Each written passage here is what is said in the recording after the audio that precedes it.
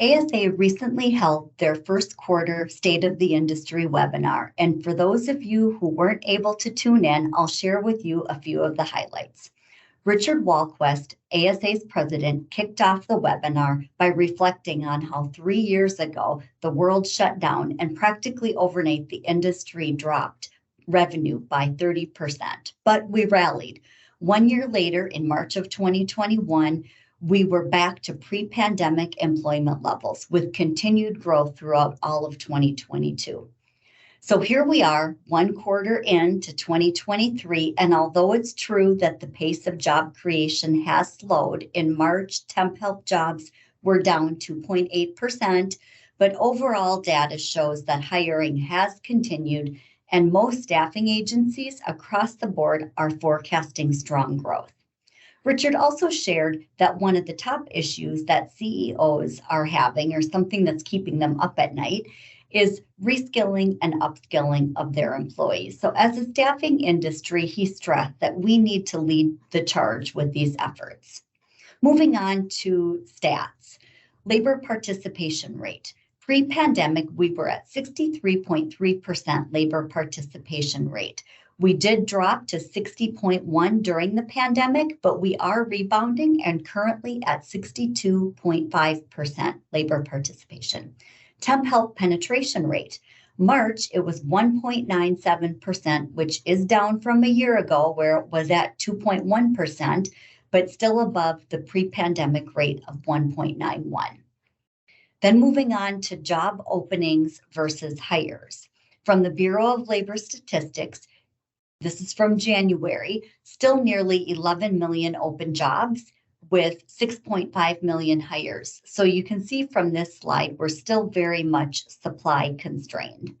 Then moving on to quits versus layoffs, or quits and layoffs. Yes, we are hearing about layoffs. Layoffs are up, but we're still well below the average number of layoffs in any given year.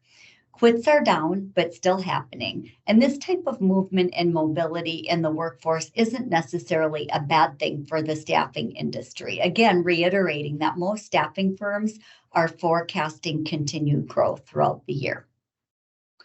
Then we moved on to Stephen Dwyer jumping in to provide a legal update. He mentioned that the Federal Trade Commission has proposed a complete ban on non-compete agreements. And ASA feels that the FTC has overstepped its boundaries and they are getting some pushback. So he doesn't think that anything will be passed at the federal level regarding non-competes. And then moving on to at the state level, a lot of changes here. I would say just be in touch with what's going on in the states that you're currently doing business. But California has a new pay reporting law. Illinois, of course, has changes to stay on top of with the biometrics. And then New Jersey has a Temporary Workers Bill of Rights Act that has been passed. All provisions of that go into effect August 5th. And that has to do more with pay parity, making sure that the total compensation, pay and benefits is equal between contingent workers and regular employees at client sites when they're doing the same job. And then moving on to the final segment of the webinar, we talked to Ranjini Podar.